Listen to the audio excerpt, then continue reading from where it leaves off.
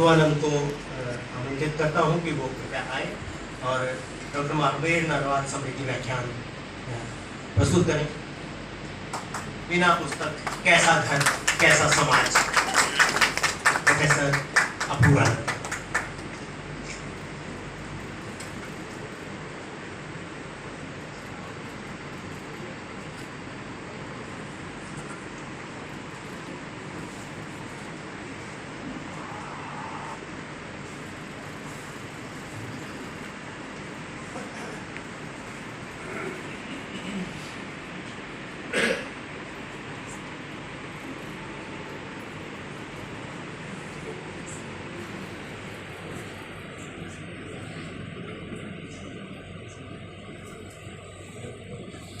बहुत शुक्रिया अविनाश जी।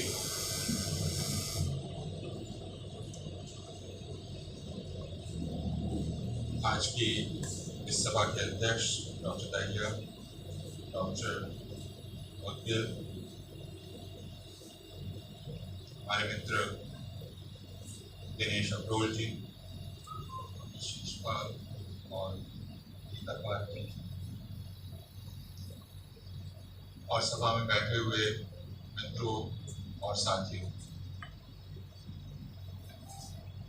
मैं बहुत ही शुक्रगुजार हूँ और एक तरह से इसे अपने गौरव का विषय मानता हूँ कि आपने मुझे इस लायक समझा कि डॉक्टर महावीर नरवाल की स्मृति में पहला व्याख्यान देने के लिए मुझे मौका दिया। ये काफी जिम्मेवारी का काम है, इससे मैं परिचित हूँ, और ये इसलिए कि डॉक्टर नरवाल जैसा जीवन जीना भी एक जिम्मेदारी का जीवन जीना है। डॉक्टर नरवाल से मेरा परिचय था, लेकिन बहुत हल्का, और ये विडंबना ही है कि वो बहुत गाढ़ा नहीं हो पाया, जबकि होने की संभावना थी। यह इत्तेफाक था कि 2020 में जब नताशा नरवाल, मित्रा तोड़ की मित्र देवांगना कलेता और उनके दूसरे मित्रों को दिल्ली में गिरफ्तार किया गया, उन पर यह आरोप लगाकर कि 2020 की फरवरी के अंत में जो हिंसा दिल्ली में की गई उसकी साजिश उन्होंने रची, और उस पूरे प्रकरण से एक रिश्ता किसी न किसी रूप में मेरा रहा। इस तरह नताशा के संगठन और उनके मित्रों से एक रिश्ता बना, और हमें जिस बात का अंदेशा था वो हुआ, यानी नताशा की गिरफ्तारी। और गिरफ्तारी के कुछ वक्त बाद डॉक्टर नरवाल का फोन मेरे पास आया, और तब हम दोनों ने याद किया कि हम दोनों एक दूसरे को जानते हैं, और तब मेरा उनसे मुझे यह पता चला कि नताशा से उनका रिश्ता क्या है। उसके पहले मैं दोनों को अलग अलग जानता था, साथ नहीं जानता। उन्होंने ये बताया कि नताशा मेरी बेटी है, और फिर हंसकर बोले कि कोई बात नहीं, मैं भी जेल में रहा हूं, मेरी बेटी भी जेल में रहेगी, कोई बात नहीं। और मुझे एक पिता के मुंह से यह सुनना मेरे लिए खुद बहुत हौसला बढ़ाने वाली बात है। एक पिता जो यह कह सके कि कोई बात नहीं, इससे क्या फर्क पड़ता है, मेरी बेटी भी जेल में रहेगी, आखिर मैं भी जेल में। धीरे धीरे मैंने डॉक्टर नरवाल को जाना। यह भी एक ऐसा वक्त था जब हम मिल नहीं सकते थे, क्योंकि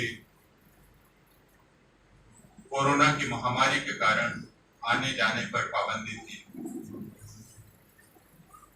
मिलना बहुत मुश्किल था, इसलिए फोन पर ही आगे कुछ बातचीत हो सकी। और फिर हमें यह मालूम हुआ कि डॉक्टर नरवाल सख्त बीमार पड़ गए। वो आखिरी 2 दिन थे जब मेरी रोहतक के दोस्तों से, प्रमोद जी से और लोगों से बातचीत होती रही, और हम बिल्कुल बेबसी में यह देखते रहे कि डॉक्टर नरवाल धीरे धीरे मौत के करीब जा रहे हैं। उस वक्त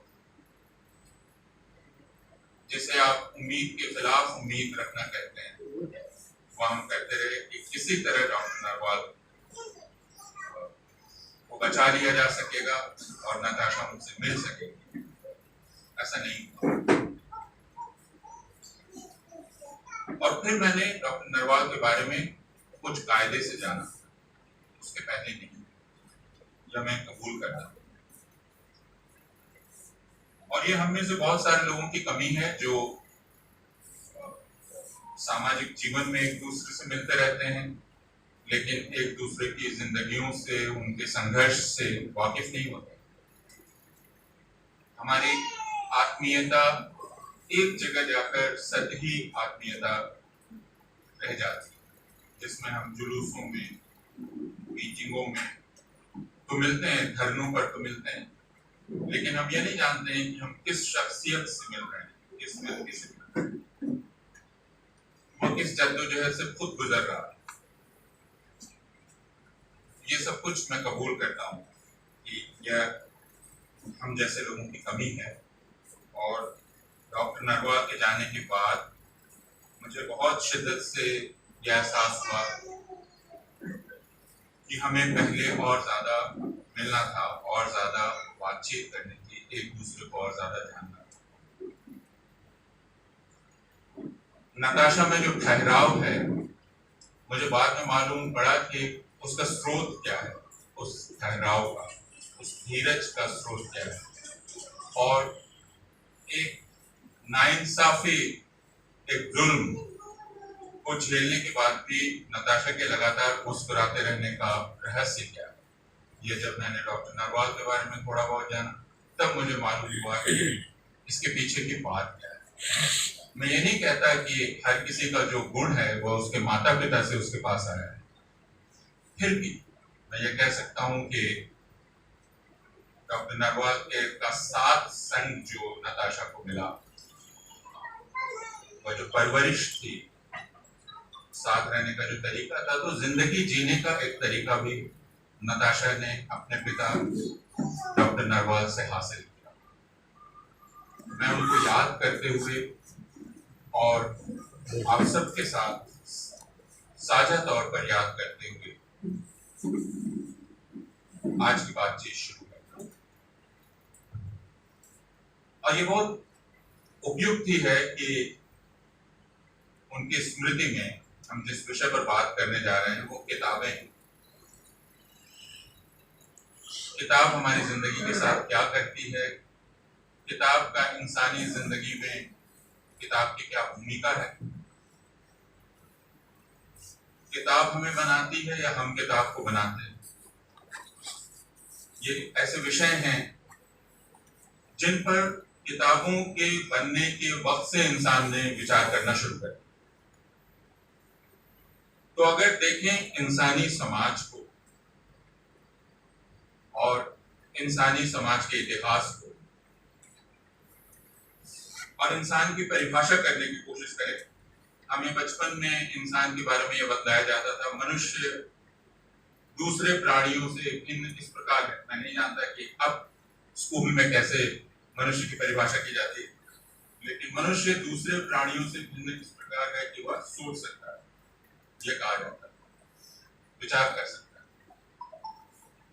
बाद में धीरे धीरे जब समझना शुरू किया तो समझ में आया कि मनुष्य की परिभाषा कई तरह से की जा सकती है। मार्क्सवाद से जब परिचय होने लगा तो एक परिभाषा मनुष्य की यह भी समझी कि मनुष्य वह है जो औजार बना सकता है, और मनुष्य वह है,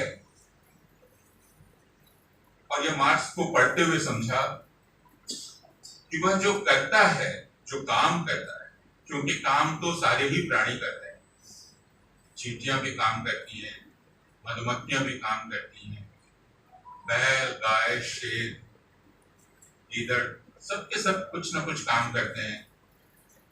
यह भी नहीं कहा जा सकता कि मनुष्य वह है जो निर्माण करता है, क्योंकि निर्माण चींटियां भी करती हैं, और चींटियों के बारे में तो जो साहित्य है वह ये बतलाता है कि उनकी तरह का निर्माण और बहुत कम उतने अनुशासन के साथ कर पाते हैं। तो मनुष्य भी निर्माण करता है, बाकी प्राणी भी निर्माण करते हैं। मनुष्य खुद को पुनरुत्पादित करता है। हमारी संततियां होंगी, दूसरे प्राणियों की भी संततियां होती, तो इसलिए परिभाषा मनुष्य की कैसे की जाए। मार्क्स को पढ़ते हुए समझ में आया कि दूसरे प्राणी काम करते हैं, जो कुछ भी करते हैं, और मनुष्य भी जो करता है, उन दोनों में तो समानता है, लेकिन एक जगह जाकर मनुष्य थोड़ा अलग हो जाता है। वह यह कि वह जो कुछ करता है उसके बारे में विचार भी करता है। जो भी कार्य मनुष्य करता है या करती है, अगर उसको कह लें, तो उसके बारे में वो विचार भी करती है। व्यक्ति या मनुष्य, उसने जो किया, यानी किए हुए की समीक्षा करना ही मनुष्य को मनुष्य बनाता है। उसने जो किया उस पर विचार करना, और इसलिए मनुष्य में एक दूसरा गुण आ जाता है। वह दूसरा गुण यह है कि मनुष्य को हमेशा एक बात का एहसास रहता है, और वह यह कि वह कभी भी पूरा नहीं है, उसको अपने अधूरेपन का एहसास रहता है। हम एक जगह पर हैं, यहाँ हैं, हम दिल्ली में थे, अपने परिवेश में थे, लेकिन वहां से फिर हम रोहतक की यात्रा करते हैं। यहाँ भी कुछ लोगों से मिलते हैं। जैसा मैंने कहा कि मैंने डॉक्टर नरवाल को जाना और मुझे अफसोस हुआ। वो अफसोस किस बात का? वो अफसोस इस बात का था कि कोई चीज थी जो मुझे पूरा कर सकती थी और उससे मैं वंचित रहा। तो मनुष्य की दूसरी खासियत यह है, जिससे उसको परिभाषित किया जाता है, कि वह जो करता है उसकी समीक्षा कर सकता है, यानी, और इसकी वजह से उसको ये पता है कि संभावना और भी है।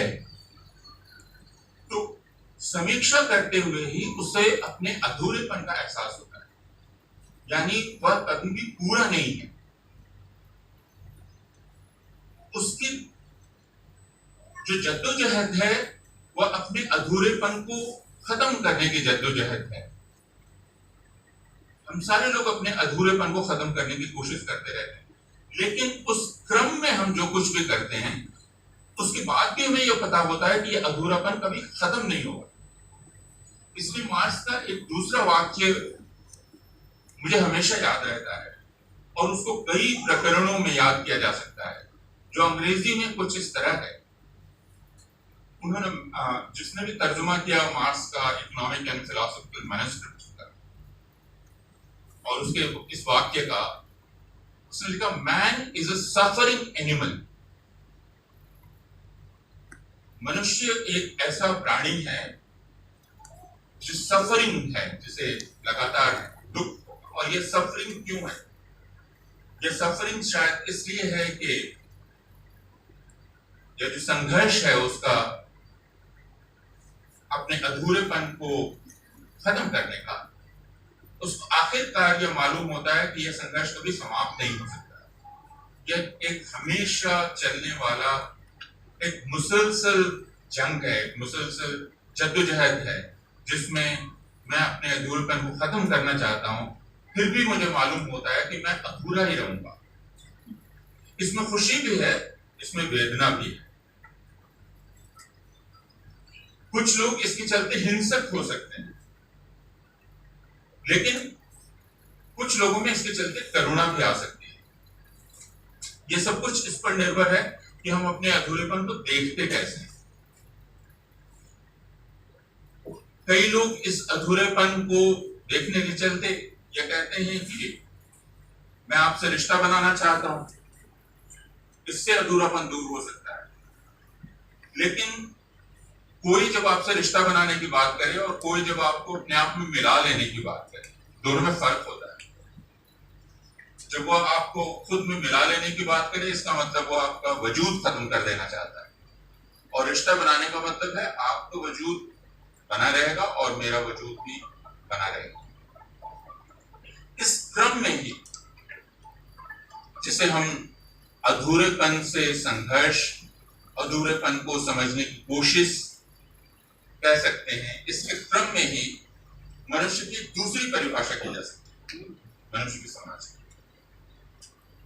और इंसानी समाज को दो हिस्सों में बांटा जा सकता है। एक हिस्सा वह है जो किताबें पढ़ता है और एक हिस्सा वह है जो किताबें नहीं पढ़ता। तो मनुष्य की एक परिभाषा यह भी हो सकती है कि मनुष्य दरअसल किताबें पढ़ने वाला प्राणी है। दूसरे और किसी प्राणी को न तो इसकी खुशी मयस्सर है और ना उसको इस मुश्किल का सामना करना पड़ता है। दोनों ही चीजें किताब के साथ साथ साथ जुड़ी हुई हैं। किताब पढ़ना खुशी भी देता है, लेकिन किताब पढ़ना एक बहुत बड़ी मुश्किल का सामना करना भी। तो इंसान जो किताबें पढ़ने वाला प्राणी है, उसके साथ दूसरी बात भी है कि इंसान ही शायद एकमात्र प्राणी है, और शायद शब्द को हटा दें, जो किताबें बनाता भी या किताबें लिखता भी या लिखती भी। तो किताबें लिखना और किताबें पढ़ना ये इंसानी फितरत है। और कोई भी समाज ये नहीं कह सकता, इंसानी तारीख को अगर देख लें, कोई भी इंसानी समाज खुद को इंसानी समाज नहीं कहेगा बिना ये बताए कि वो किताबें पढ़ता या लिखता है। तो इसलिए हर कोई यह दावा जरूर करता है कि वो पढ़ता है या वह लिखता है। यह बात अलग है कि हर किताब का मूल एक नहीं है, बल्कि थोड़ी देर के बाद हम इस बात को समझने की कोशिश करेंगे कि हर किताब की क्यों किताब नहीं है, क्यों हम हर किताब को किताब नहीं कह सकते। क्यों किताब का मतलब सिर्फ ये नहीं हो सकता कि एक जिल्द में बंधी हुई और कुछ पृष्ठों की वो पृष्ठ 10 भी हो सकते हैं, 1000 भी हो सकते हैं और 7000 भी हो सकते हैं, उनको हम किताब कहते हैं। और जब हम किताब कहते हैं तो दरअसल हमारी मुराद क्या होती है, जब किताब शब्द इसका हम इस्तेमाल करते हैं। तो इंसान की जो पहली शर्त है इंसान होने की, यानी अपने अधूरेपन से लड़ना और इसीलिए अपनी नई दुनिया बनाना। इंसान जिस दुनिया में पैदा हुआ, जिसमें उसने जीना सीखा, उसमें एक दूसरे दायित्व का निर्वाह उसने किया बिना जाने। यानी जिस दुनिया में वो पैदा हुआ उसके बरक्स उसने एक दूसरी दुनिया बनाना शुरू कर दिया। तो उसके चारों तरफ एक दुनिया थी, पेड़ पौधे, चट्टान, नदियां, पहाड़, ये सब कुछ उसको हासिल थे, फल। लेकिन उसके बाद इंसान ने औजार बनाना शुरू किया, इंसान ने खुद घर बनाने शुरू किए, इंसान ने खेती करना शुरू की। यानी जो कुदरत थी, जिस कुदरत का वह खुद हिस्सा है, और इस तरह इंसान खुद एक कुदरती प्राणी है, उसने उस कुदरत के बरक्स या उस कुदरत के भीतर एक दूसरी कुदरत बनाना शुरू, जो इंसान की बनाई हुई कुदरत है। इसमें एक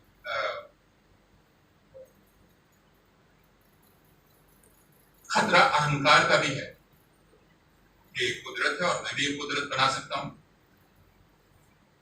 लेकिन ये बिना विनम्रता के नहीं हो सकता, क्योंकि आप इंसान को यह पता है कि जिस कुदरत का वह हिस्सा है उस कुदरत को वो फिर से नहीं बना सकता। और यह एहसास हम लोगों को काफी देर से हुआ, क्योंकि एक समय तक हम इस कुदरत से लड़ते रहे। और मुझे याद है कि जब मार्क्सवाद की आरंभिक पढ़ाई हम कर रहे थे, तो उसमें हमें ये कहा गया कि जब वर्ग संघर्ष समाप्त हो जाएगा, सब कुछ हो जाएगा, तो आखिरी संघर्ष हमारा प्रकृति से। तो यह अहंकार तो रहा। मैं अपने आरंभिक दिनों की बात कर रहा हूं, तरुणावस्था की, जब हमें ऐसा लगता था कि हम प्रकृति को नियंत्रित करेंगे, उसे अपने अनुसार चलाएंगे। लेकिन धीरे धीरे, और ये 20वीं शताब्दी में हुआ, जब हमने ये समझा कि यह अहंकार है और हमारा एक दायित्व इस कुदरत के प्रति है। यह बात किताब से जुड़ती है, क्योंकि जब हम कहते हैं कि इंसान वह है जो किताबें बनाता है, और जब हम किताबों के बारे में बात करते हैं तो अक्सर हम सिर्फ साहित्य की बात करते हैं। साहित्य यानी कहानी, कविता, उपन्यास, हम इसकी बात करते हैं, और उनके संदर्भ में हम पढ़ने की बात करते हैं। और ये कोई नई बात नहीं है, और यहाँ जितने लोग बैठे हैं उनके लिए कोई बिल्कुल ही नई बात नहीं है कि पढ़ने का मतलब अपने दायरे से बाहर जाना है, जिसको मैं कह रहा था अपने अधूरेपन से निकलना। पढ़ने का मतलब अपने दायरे से बाहर जाना है। इंसान के बारे में कहा जाता है, जब किताबों के बनने का इतिहास हम पढ़ते हैं और आज की छपी हुई किताबों से पीछे जाते हुए हम ताड़पत्रों तक जाते हैं, हम पैपिरस तक जाते हैं, और हम ये देखते हैं कि इंसान ने कितनी मशक्कत की होगी वो पहला पृष्ठ बनाने में, जिसमें वह कुछ अंकित करेगा और जिसे माना जाएगा कि वह सुरक्षित रहे। यानी किताब में एक दूसरा एहसास यह है कि मैं एक चीज है जिसे सुरक्षित रखना चाहता हूं आगे की पीढ़ी में। और इसमें इंसान की एक दूसरी खासियत, उसे परिभाषित करने के संदर्भ में वो हमारे सामने आती है कि इंसान ही संभवतः एक ऐसा प्राणी है जिसे अधूरेपन का ज्ञान है, जिसे अपनी मर्त्यता का एहसास है, यानी जिसको पता है कि उसकी मृत्यु होगी, और उसके बाद उसको पता है कि उसके बाद भी इंसानी जिंदगी चलती रहेगी। इससे बहुत तकलीफ भी हो सकती है कि मैं उसमें नहीं रहूंगा, और इसलिए इंसान एक अजीब-ओ-गरीब किस्म के उलझन में फंस जाता है कि उसकी जिम्मेदारी किसके प्रति है। वह जो जिंदगी उसके बाद रहेगी उसके प्रति भी, जिस जिंदगी में वो है और उलझा हुआ है सिर्फ उस लम्हे के प्रति। अब खुद वह अपनी जिंदगी को किस तरह देखता है, वो कितने वर्षों की होगी, क्या वो 60-70 वर्षों की जिनमें वह है, या वह वे सारे साल जिनमें वो नहीं रहेगा और उसके बाद में वो रहेंगे और इंसान उसमें रहेगा। किताबें लिखे जाने या किताबें जिन चीजों को रखती हैं उनके लिखे जाने का समय के इस एहसास से बहुत जुड़ाव है, क्योंकि कवि ने आखिरकार कहा कि एक वक्त आएगा जब लोग मुझे सुनेंगे। इस वक्त में जो मेरा वक्त है, भले ही मुझे ना सुना जाए, लेकिन एक वक्त आएगा जब मुझे सुना जाएगा। तो फिर उस कवि का या उस शायर का वक्त कौन सा है? जिस वक्त में वह था वह है, या जिस वक्त उसे सुना जाएगा वह वक्त है। वह जिस समय उसने अपनी किताब लिखी और उसकी किताब कहीं उस काले में धूल खाते हुई पड़ी रही, और 100 साल बाद उसे झाड़ पोंछ कर किसी ने निकाला और अपनी जिंदगी की मानी समझना शुरू किया, तो उसका वक्त क्या है? क्या उसका वक्त वह है? और क्या वह निराश हो जाए कि उसे कोई नहीं सुन रहा, या वो उम्मीद करे कि उसका वक्त रहेगा जब उसकी ये फानी जिंदगी, जिसमें वह है पार्थिव जीवन उसका, वह समाप्त हो जाएगा, फिर भी उसकी किताब की जिंदगी बनी रहेगी और उस किताब की शक्ल में वह भी जिंदा रहेगा। तो क्या इस उम्मीद के साथ, इस इच्छा के साथ वह किताब लिखता है? यह कहना बहुत मुश्किल है। और कोई भी व्यक्ति जो दरअसल इस इच्छा के साथ किताब लिखता है, उसका मर जाना निश्चित है। संस्कृत की जो कहावत है कि जो दरअसल और थोड़ी जेंडर्ड कहावत है कि कीर्ति यानी शोहरत, कीर्ति एक ऐसी कन्या है जो उसके पीछे जितना ही भागता है वो उससे उतना ही भागती है, और जो उससे उतना दूर रहता है वह उसके उतना ही करीब आती है। मैंने कहा कि ये जेंडर्ड है, लेकिन इसकी बात सही है कि अगर आप ये तमन्ना करते हैं कि मैं अपने बाद भी जिंदा रहूंगा तो शायद आप उसी वक्त मर जाए, लेकिन अगर अपने लम्हे में पूरी शिद्दत के साथ जीने की कोशिश करते हैं, उस लम्हे के प्रति अपनी जिम्मेदारी को निभाते हुए, तो हो सकता है आपकी जिंदगी बाद में आपके और भी लंबी हो। या हमने उन सारे लोगों के सिलसिले में देखा है, वो चाहे कार्ल मार्क्स हो या महात्मा गांधी हो या भगत सिंह हो या कोई भी, वो भविष्य में जीने का प्रयास नहीं कर रहा था, उसकी कोई महत्वाकांक्षा भविष्य में जीने की नहीं। अपने क्षण के प्रति, उस लम्हे के प्रति जो उसका दायित्व था, उसका निर्वाह करना ही, ईमानदारी से उसका निर्वाह करने का उसने प्रयास किया, और इसलिए उसका उत्तर जीवन, उसके बाद का जीवन अधिक लंबा, अधिक दीर्घ, अधिक स्थायी हो सका। ये बात किताब के बारे में भी है, क्योंकि जब आप कोई किताब ये सोच के लिखते हैं कि वह स्थायी रहेगी, स्थायी महत्व की, और इसलिए मैं उसे इस तरह लिखूं कि वह शाश्वत हो, तो उस किताब का जीवित रहना संभव नहीं है। लेकिन अगर आप उसे अपने वक्त में लिखेंगे, जिस वक्त में आप हैं, तो यह मुमकिन है कि वह बाद में भी जिंदा रह जाए, इसकी संभावना है। लेकिन हम इस बात पर लौट आए कि अगर समाज को दो हिस्सों में बांटा जाए, एक जो किताबें पढ़ने वाला समाज है और एक जो किताबें नहीं पढ़ने वाला समाज है, तो दोनों में क्या फर्क है? आखिर किताबें क्यों लिखी जाती हैं? उस इतिहास में मैं जाने की कोशिश नहीं करूंगा। लोगों ने पढ़ने के इतिहास पर काफी कुछ लिखा है, हिस्ट्री ऑफ रीडिंग, पढ़ने के इतिहास पर और लिखने के इतिहास पर भी काफी कुछ लिखा है। एक फितरत इंसान की शुरू से रही है कि वह जो करता है, चूंकि उस पर सोचता है, इसलिए उसको तुरंत वह दर्ज भी कर दे, तो वो उसको दर्ज करे, यह उसकी इच्छा होती है।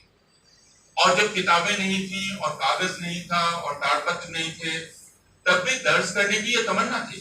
ये तो हम भीमबेटका की गुफाओं और दूसरे इस तरह के भित्ति चित्रों से जानते हैं कि इंसान जो कुछ भी करता था उसको दर्ज करना उसकी एक फितरत थी, और वो हमारी सबसे शुरुआती दस्तावेज है, या सबसे शुरुआती कहानियां हैं, या यह भी कहा जा सकता है कि सबसे शुरुआती विज्ञान है। वे जो गुफाओं पर दर्ज हैं, वो चिन्ह जिनको बाद में हमने पढ़ा, वो चित्र जिनको हमने बाद में समझा, और जिनकी कहानियों को अब हमने उन लिपियों में डाला जिनको हम पढ़ते हैं, वो चाहे देवनागरी हो या रोमन हो या कोई और भी लिपि, और अपनी भाषा में डाला। लेकिन वो हमारे पूर्वजों की भाषा थी और पूर्वजों के दस्तावेज हैं, और उससे इंसान की उस बुनियादी फितरत का पता चलता है, जिसके मुताबिक वह जो करता है उसको उस पर सोचता भी है और उसको फौरन दर्ज भी करता है। और शायद वह दर्ज करता है, कहानी के बारे में बात करते हुए यह कहा गया है कि जब लोग लौटते होंगे शिकार से या कुछ करके और बैठते होंगे गांव के लोग या कबीले के लोग, तो दिन भर क्या किया यह बताया जाता होगा, और इस तरह कहानियां बनी, कहानियों की शुरुआत। इसलिए कहा जाता है कि कहानी में जो आरंभिक तत्व है वह है उत्सुकता का, आगे क्या हुआ, आगे क्या हुआ। इसलिए शुरू में आपने यह सुना होगा, अब हालांकि यहाँ जो लोग बैठे हैं, मैं अब्रोल से कह रहा था, दिनेश अब्रोल जी से, कि इस हॉल की औसत आयु शायद 50 वर्ष की है, बाद में मैं कुछ देख रहा हूँ जो श्वेत धवल केशी नहीं है, और उनके चलते मुझे इस बात का एहसास हो रहा है कि हमारी उम्र थोड़ी कम हो गई है, औसत उम्र कम होने से। लेकिन उस उम्र के लोग जो अपनी दादियों और नानियों से कहानियां सुनते होंगे, और क्यों सिर्फ दादियों और नानियों से ही कहानियां सुनते थे इसका भी रहस्य है, लेकिन सुनते होंगे। उसमें कहा जाता है कि पहला तत्व उत्सुकता का है, आगे क्या हुआ, आगे क्या हुआ। बाद के कहानीकारों ने कहा कि उत्सुकता का यह तत्व बड़ा हल्का तत्व है, कौतूहल का। आगे क्या हुआ, आगे क्या हुआ, ये कोई बहुत गहरी बात नहीं है। जैसे मैं आपसे मिलूं और मैं आपका नाम पूछूं, ऐसा जब मैं या आप अक्सर करते होंगे, और इसमें 100 में 90 बार इसकी संभावना है कि अगली बार भी जब आप उसी व्यक्ति से मिलेंगे तो फिर नाम पूछेंगे। तो ये जो आरंभिक कौतूहल है जिसमें आप नाम पूछते हैं या कुछ और चीज पूछते हैं, यह उस इंसान में दिलचस्पी की शुरुआत तो हो सकती है, लेकिन यह दिलचस्पी का पूरा परिचय नहीं देती।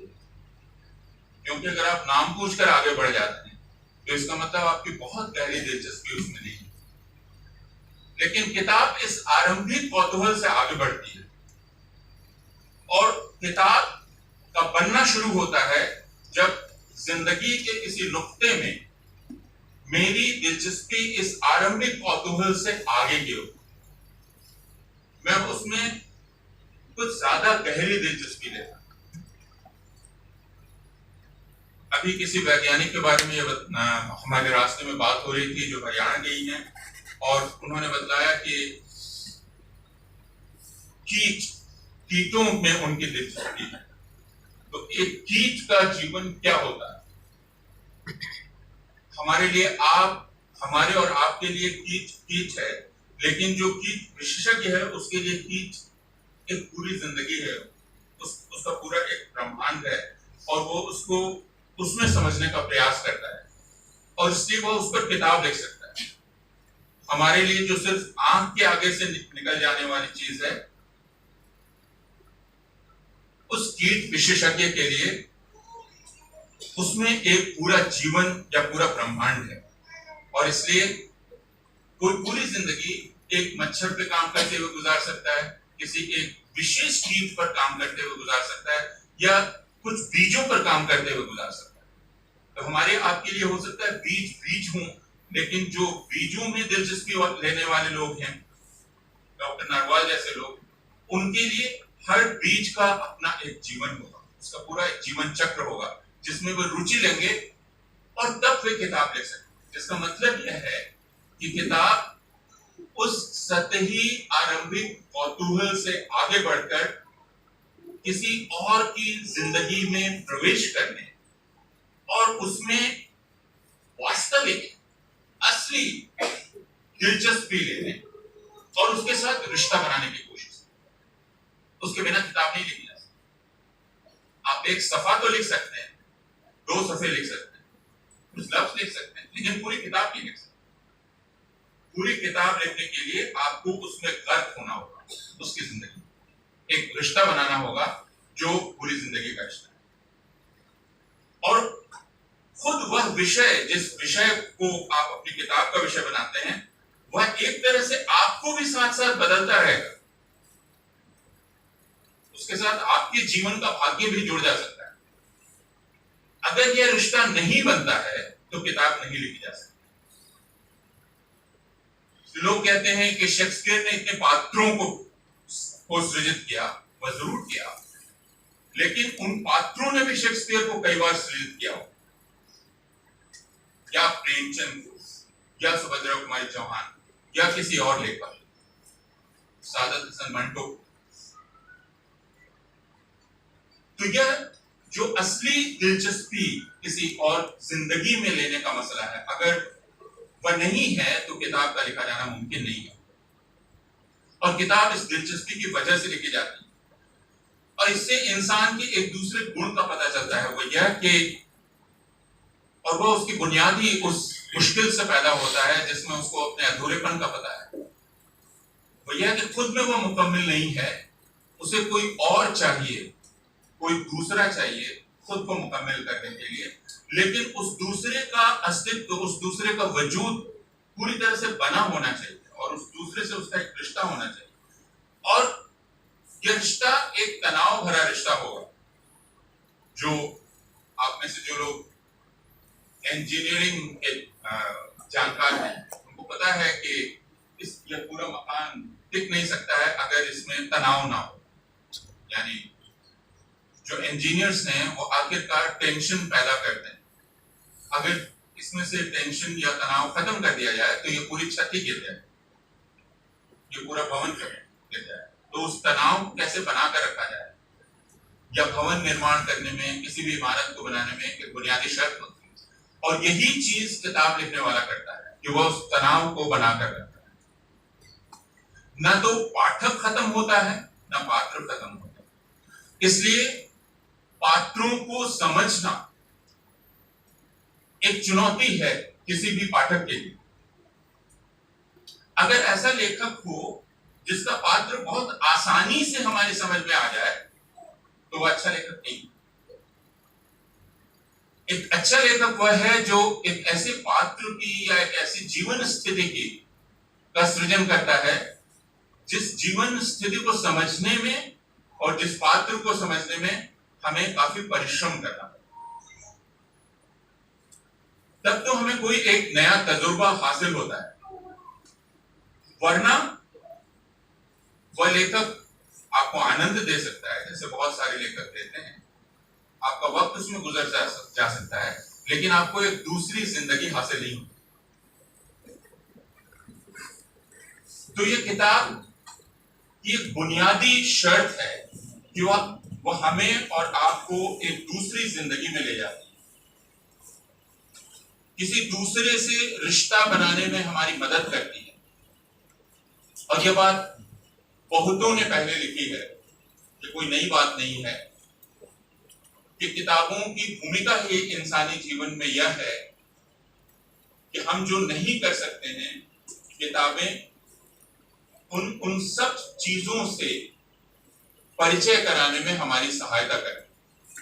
तो लेकिन यह भी, जैसा मैंने कहा, कि यह एक तरह की सतही बात है। यानी मैंने लंदन नहीं देखा है, लेकिन अगर मैं कोई उपन्यास पढ़ूं और कोई नाटक पढ़ूं तो मैं लंदन को देख सकता हूं, या अमेरिका को देख सकता हूं, या मैं हरियाणा को देख सकता हूं अगर मैं बिहार में हूं और कभी हरियाणा आने का परिचय का सौभाग्य मुझे प्राप्त नहीं हुआ, तो हरियाणा पर केंद्रित किसी उपन्यास को पढ़कर मैं हरियाणा को जान सकता हूँ, हरियाणा के लोगों के लहजे को जान सकता हूँ और उनके अंदाज को जान सकता हूँ। लेकिन यह किसी और का, किसी दूसरे के अस्तित्व का एहसास कराना, इसका मतलब क्या है? वह दूसरा कौन है या अन्य कौन है? यह समस्या शुरू से रही है, आज और गहरी हो गई है, जिसमें यह अन्य या यह जो दूसरा है वो हमारे लिए डर का कारण बनता है, जिसको डर का कारण बनाएगा। जिस दूसरे को ये कहा जाता है कि इस दूसरे को खत्म किए बिना आप जिंदा नहीं रह सकते, लेकिन किताबें आपको बनाती हैं कि अगर ये दूसरे जिंदा नहीं रहेंगे तो आपकी जिंदगी भी निरर्थक है। ये बहुत ही उसका अर्थ बहुत कम हो जाएगा, उसके मानी बहुत कम हो जाएंगे। इसलिए इन सारे दूसरों को जिंदा रखना हमारा फर्ज है। किताब पढ़ने और किताब लिखने के पीछे एक वजह यह होती है, लेकिन किताबें एक दूसरी चीज की तरफ इशारा करती हैं। जब मैं किताब कह रहा हूं तो किताब का एक जो दूसरा मूल उसका पक्ष है, वह पक्ष है अभिव्यक्ति। किताब जो बात कहती है वह यह कि इंसान होने का मतलब दरअसल अपने अंदाज को हासिल करना होता है, अपनी शैली को हासिल करना होता है। और यह बात जरा मुश्किल मालूम पड़ती है, लेकिन यही बात है जो इंसान को इंसान बनाती है, यानी उसकी शैली या उसका अंदाज। यहां बैठा हुआ अगर कोई फिल्मकार होगा, और मैं फिल्मकार की बात कर रहा हूं, तो उसकी रुचि उन भंगिमाओं में होगी जो भंगिमाएं यहां बैठे हुए लोगों की हैं। एक ही स्थिति है, एक व्यक्ति बोल रहा है और बहुत सारे लोग सुन रहे हैं, लेकिन उसमें कोई अपनी ठुड्डी पर हाथ रखे हुए सुन रहा है, कोई अपने होठ पर एक उंगली रखे हुए सुन रहा है, और किसी के माथे पर बल पड़ गए और कोई मुस्कुरा रहा। और ये बहुत अजीब है कि स्थिति एक है लेकिन इतनी तरह की भंगिमाएं क्यों है। और फिर यह भी कि जब सारे लोग इंसान ही हैं तो एक ही तरह के क्यों नहीं है। कई बार सत्ताएं यह प्रयास करती हैं कि उनको एक तरह का बना दिया जाए। आपने कर्नाटक का हाल का विवाद सुना होगा जिसमें कहा जा रहा है कि यूनिफॉर्म में आना जरूरी है, एक रूप आना जरूरी है। और मैं अक्सर अपने छात्रों से कहता हूं जो एमए की कक्षा में आते हैं कि विश्वविद्यालय परिसर में आने पर सबसे पहली खुशी किस बात की होती है, और उनमें से कोई ईमानदारी से उत्तर नहीं देता, और उनको बताना पड़ता है कि सबसे पहली खुशी इस बात की होती है कि आपको यूनिफॉर्म से आजादी मिल जाए, यानी आप अपने अंदाज में जी सकते हैं। कोई लड़का जिसे लंबी चोटी रखने का शौक, वो स्कूल में शायद ही रख सकता है, लेकिन कॉलेज में रख सकता है, कैंपस में रख सकता है। एक लड़की जो बहुत छोटी स्कर्ट पहनना चाहती है, उसे स्कूल में उसकी मिस या मैम कमीज की इजाजत नहीं, तो इसलिए वो हमेशा स्कर्ट नीचे खींचती रहती और मोजा ऊपर चढ़ाती रहती, लेकिन यह वो यूनिवर्सिटी में कर सकता है। तो ये जो अलग अंदाज है या अलग भंगिमा है, अलग शैली है, जिससे इंसान इंसान बनता है, लिखने और पढ़ने का इससे बहुत रिश्ता है। लिखने का मतलब है अलग अलग अंदाजों को, इंसानों के अलग अलग अंदाजों को पकड़ना और उनके आपके सामने रखना, अलग अलग शैलियों को आपके सामने प्रस्तुत करना, ये बताना कि दरअसल इंसानी जिंदगी का मतलब इतने तरह के अंदाज और इतनी तरह की भंगिमाएं, उन पर रंदा चला देना, उनको पटरा कर देना और उनको एक तरह का कर देना, एक तरह से कत्ल है। और इसमें कार्ल मार्क्स की एक दूसरी बात मुझे याद आती है जो उन्होंने सेंसरशिप के सिलसिले में कही है। सेंसरशिप सिर्फ इसलिए बुरी नहीं होती है कि मुझे वह यह बतलाती है कि तुम्हें क्या लिखना है या क्या नहीं लिखना है, बल्कि सेंसरशिप मुझे यह भी बतलाती है कि मुझे कैसे लिखना है, किस तरह से लिखना है।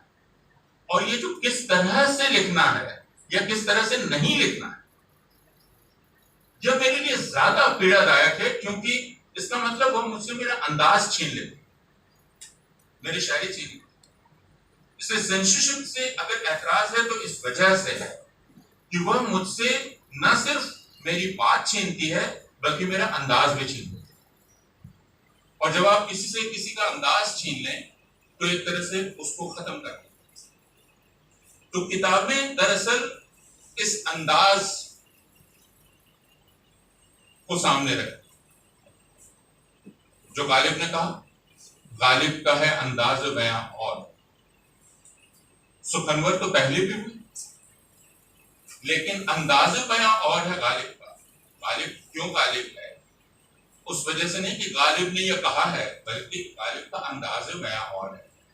तो यह जो अंदाज बयां है, बयान करने का अंदाज, वह असल चीज है जो किताब को बनाता है। और किताब लिखने वाला इसीलिए एक एक लफ्ज पर बहुत गौर करता है। उसकी जो पूरी जद्दोजहद है या जो उसका पूरा परिश्रम है, उसका संघर्ष है, वह एक सटीक लफ्ज खोजने का संघर्ष है। उसका काम चलाऊपन से नहीं चलता। किसी भी तरह से शब्दों को जुटा दो और एक वाक्य बना दो जिससे कुछ अर्थ निकल जाए। वह सिर्फ अर्थ के पीछे नहीं रहता, वह उस सटीक शब्द की खोज में रहता है। हरा है और हरा एक पेड़ है और वह हरा दिखाई पड़ता है, लेकिन एक शायर को या एक उपन्यासकार को पता है कि उस हरा में कई हरे हैं और उसका काम सिर्फ एक हरा शब्द से नहीं चलता। उस जैसे एक चित्रकार कोशिश करता है कि वह कई तरह का हरा अपनी पेंटिंग में ला सके, अपनी चित्रकला में ला सके, वैसे एक लेखक भी कोशिश करता है कि वह कई तरह की धूप है तो वो एक ही तरह की धूप नहीं है। धूप कहने से काम नहीं चलता है। उसको पता है कि धूप कहने का मतलब नाकाफी है। क्या धूप कहने से उस तेजी का पता चल रहा है जो इस धूप में है? क्या उस चुभन का पता चल रहा है जो इस धूप में है? तो फिर मैं कौन सा विशेषण लगाऊं या कौन सा विशेषण हटा दूं? इसलिए लिखना या किताब जिस दूसरी चीज के खिलाफ संघर्ष है वह काम चलाऊपन। काम चलाऊ तरीके से जिंदगी जीना ये इंसानी तरीका नहीं।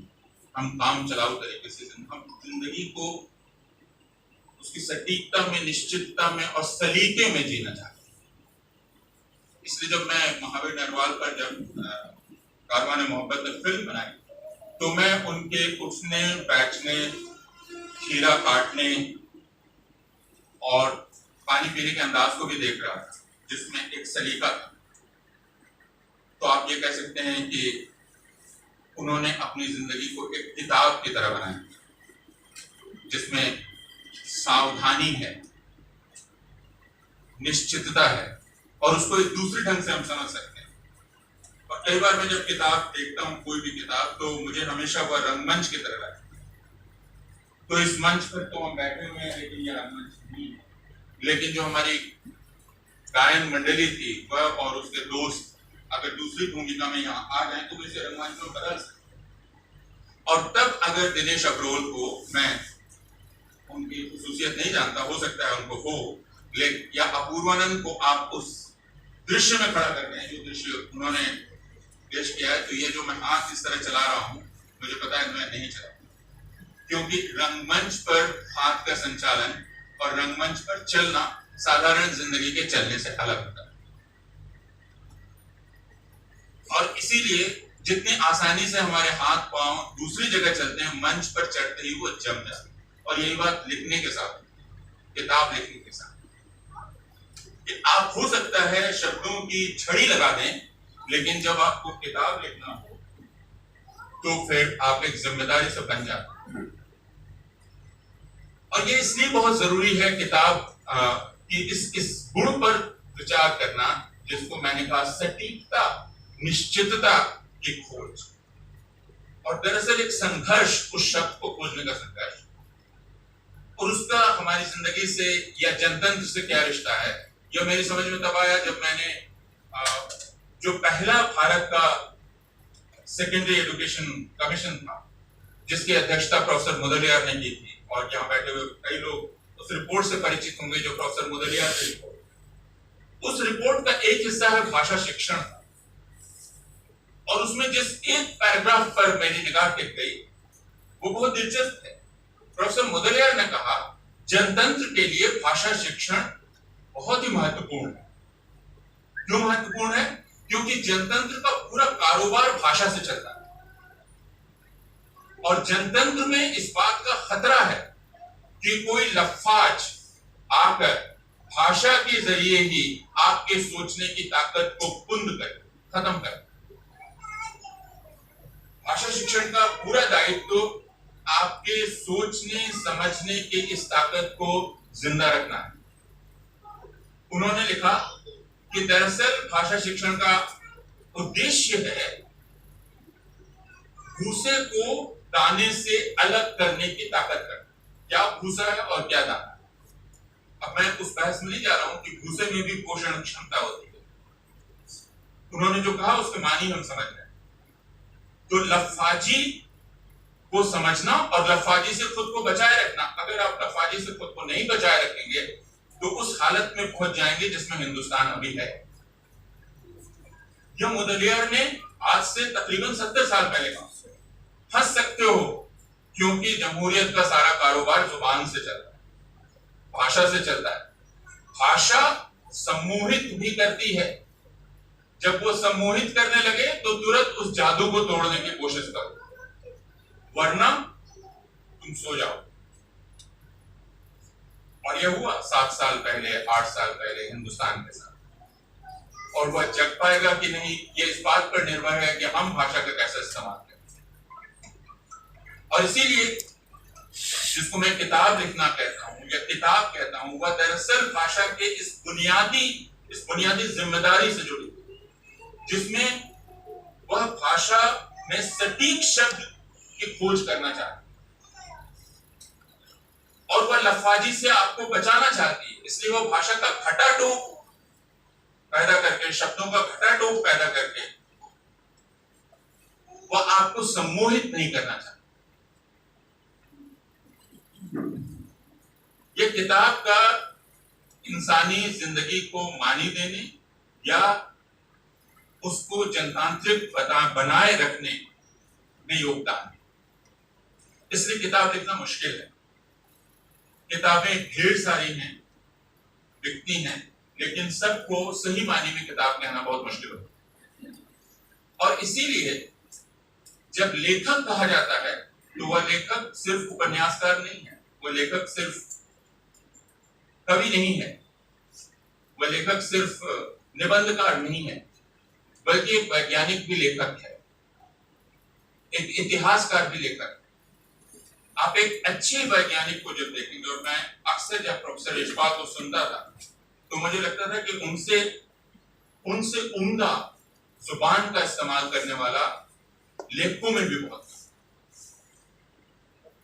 एक बार प्रोफेसर यशपाल से बात हो रही थी तो उन्होंने कहा कि यार, मैंने उनको एक अत्यंत ही विनम्रता के क्षण में यह कहा कि चूंकि यशपाल स्पेस साइंटिस्ट थे, तो मैंने उनसे कहा कि प्रोफेसर यशपाल आखिर क्या है, हम सब लोग इतने नगण्य हैं। तो प्रोफेसर यशपाल ने मुस्कुराकर मुझे देखा और कहा कि yes, the universe is vast and what are we are but a peg in it. और आखिर क्या जो वाक्य था वह था जो कह सकते हैं आप कि इस पूरे संवाद को एक साहित्यिक अंदाज देता है। उन्होंने कहा yes, the universe is vast and what are we but a peck in it, and yet we are। ये जो आखिरी वाक्य था, उन्होंने कहा और फिर भी हम हैं। तो तुम जो ये इतनी विनम्रता दिखला रहे हो, इतनी विनम्रता दिखलाने की जरूरत नहीं, तुम इतनी विनम्रता दिखाकर अपने दायित्व से भाग रहे। So this yet we are। और इसीलिए कोई भी बड़ा वैज्ञानिक हो, कोई भी बड़ा इतिहासकार हो, वह दरअसल लेखक, क्योंकि वह इस जिम्मेदारी को समझता है भाषा के। इसलिए उनमें से हर कोई एक प्रकार का शैलीकार है। और इसलिए किताब जब हम कहते हैं तो किताब को के दायरे को बढ़ा दिया जाना चाहिए। जैसा मैंने कहा कि उसे अभिव्यक्ति से जोड़ा जाना चाहिए। आप कह सकते हैं कि हम दरअसल अभिव्यक्ति की बात, वह चाहे एक कृषि वैज्ञानिक की अभिव्यक्ति हो या चाहे एक बायोलॉजिस्ट की हो या एक बॉटनिस्ट की हो। मैं अक्सर अपने पिता को, जो बॉटनी के अध्यापक थे, मैं उनको माइक्रोस्कोप के नीचे किसी एक पत्ती को रखकर खुश होते हुए देखता, जो उस पत्ती की रगों की पहचान करते थे और उसमें सौंदर्य देखते थे। हम सारे लोग जो बाहर टहनी पर लगे हुए फूल को देखकर उसका सौंदर्य देखते हैं, और एक बॉटनिस्ट जो माइक्रोस्कोप के नीचे, खुरबीन के नीचे पत्ती रखकर या एक स्पेक्ट्रम रखकर और फिर उसको देखकर खुश होता है। उन दोनों की खुशी में एक रिश्ता है और उस रिश्ते को हमें समझने की कोशिश करनी चाहिए। तो जब हम किताबों की बात करते हैं, किताबों की दुनिया की बात करते हैं, किताबों की दुनिया के साथ अपने रिश्ते की बात करते हैं, तो दरअसल वे ये रिश्ते हैं जो जमहूरी रिश्ते होंगे, जो इंसानी रिश्ते होंगे, जो इंसाफ के रिश्ते होंगे। क्योंकि जब हम किताब की बात करते हैं, जुबान की बात करते हैं, तो हम इस एहसास से अलग नहीं रह सकते। इस एहसास को लिए बिना हम किसी किताब को नहीं उठा सकते कि यह किताब 200 वर्ष पहले बहुत सारे लोग छू नहीं सकते। किताबों की दुनिया में एक बड़ी आबादी का कोई प्रवेश नहीं था। किताबों की दुनिया का मतलब शब्दों की दुनिया, तर्कों की दुनिया। इसका मतलब ये नहीं कि वे तर्क नहीं कर सकते थे। और यह बात मेरी समझ में तब आई थी जब बहुत छोटपन में, जब मेरा मुझ पर बस नहीं था, मेरा यज्ञोपवीत संस्कार कराया गया। और उस वक्त मेरे गुरु ने, जिन्होंने यज्ञोपवीत संस्कार किया, मेरे कान में मंत्र दिया, जो कि और मंत्र देकर उन्होंने कहा कि इस मंत्र को दो के सामने नहीं पढ़ना, स्त्री के सामने और शूद्र के सामने। ये 7-8 वर्ष का जब मैं रहा हूं, तो इसका मतलब शब्दों की दुनिया जो खुद इंसानों ने बनाई, उसमें एक लंबे वक्त तक इंसानों की एक बड़ी आबादी का प्रवेश नहीं था।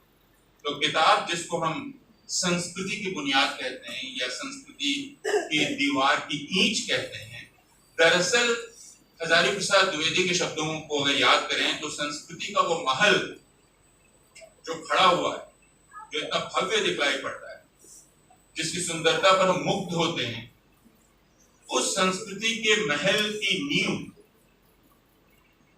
उन इंसानों के खून में डूबी हुई है जिनकी जुबान आपने काटी। तो उन कटी हुई जुबानों से जो खून निकला है, उसकी नींव में इस संस्कृति का महल खड़ा है, उसकी नींव में उसका खून है।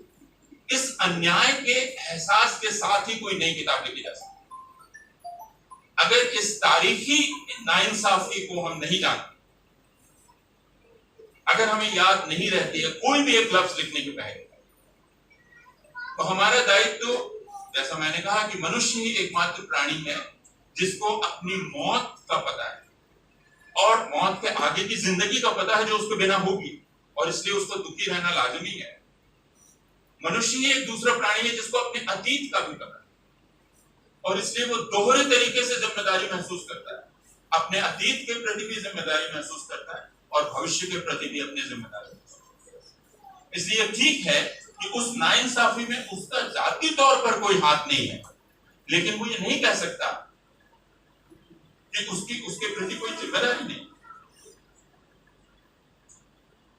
मैं जो आज इतना बोल रहा हूं या जो इतना मुखर हूं, क्या मैं इतना मुखर इसलिए हूं कि बहुत सारे लोगों को मूक किया गया था, जिसकी वजह से बाबा साहब अम्बेडकर ने जब अपना अखबार निकालना शुरू किया तो उसका नाम मूक नायक था। तो जब तक इसका एहसास ना हो कि किताबें जो दरअसल मुखरता का एक रूप है, जब हम मुखर होते हैं तो किताब बनती है, लेकिन उसके पीछे कितना सन्नाटा है, कितनी खामोशी है, कितने लोगों को चुप कर दिया जाता है। कोई भी किताब इस एहसास के बिना, इस नाइंसाफी के एहसास के बिना लिखी नहीं जा सकती, और जो सच्ची किताब है वो लिखी नहीं गई बिना इस नाइंसाफी के। किताब के बारे में बात करते समय आप ये भी कह सकते हैं कि किताब दरअसल, जैसा मैंने कहा, अपनी शैली को प्राप्त करने, और इसलिए किताब का एक दूसरा अर्थ आजादी है, हर तरह की आजादी। और हमको ये पता है कि किस निजाम में आप सही मायनों में किताब लिख सकते हैं और किस निजाम में आप सही मायनों में किताब नहीं लिख सकते।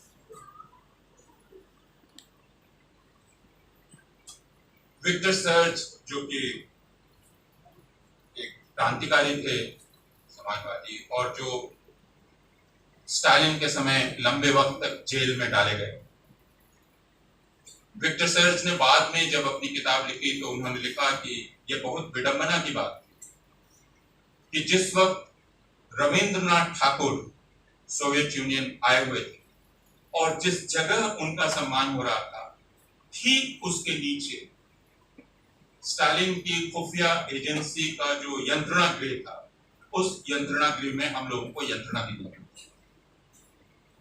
ये बात मुझे याद रहेगी। रविंद्रनाथ ठाकुर किताब स्वर, अभिव्यक्ति, स्वतंत्रता की प्रहरी, और ये कितना विडंबनापूर्ण चित्र है कि उसका अभिनंदन किया जा रहा है और उसके ठीक नीचे सोवियत संघ की खुफिया एजेंसी उन लोगों को यंत्रणा दे रही है जो किताब लिखने की कोशिश कर रहे हैं,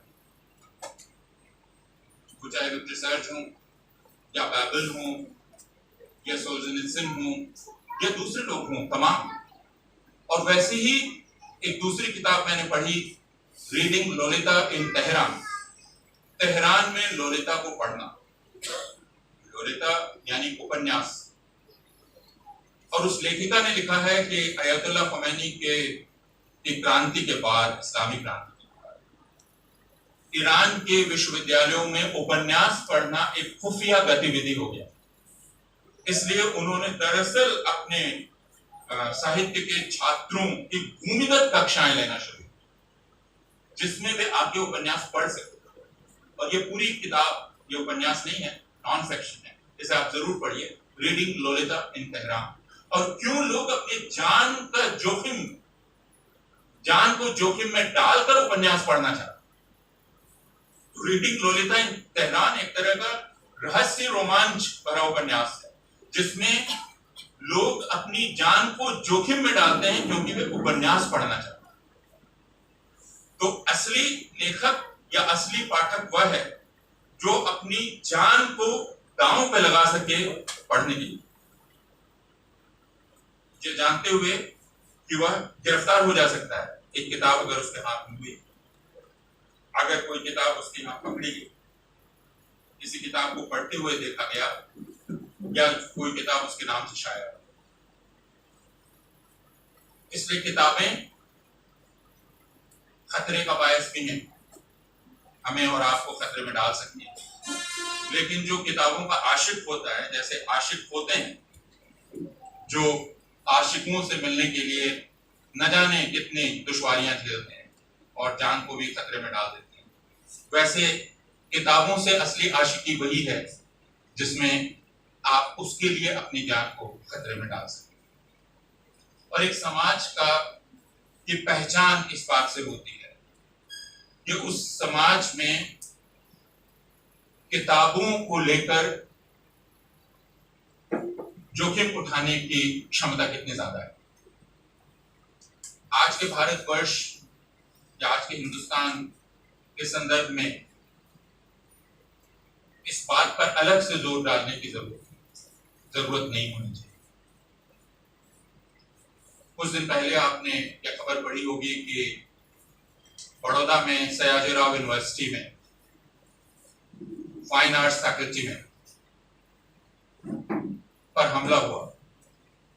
और हमला इसलिए हुआ कि कहा गया कि वहां के छात्रों ने इम्तिहान में कुछ इस तरह की कलाकृति बनाई है जिससे कुछ लोगों की भावनाएं आहत हो गई।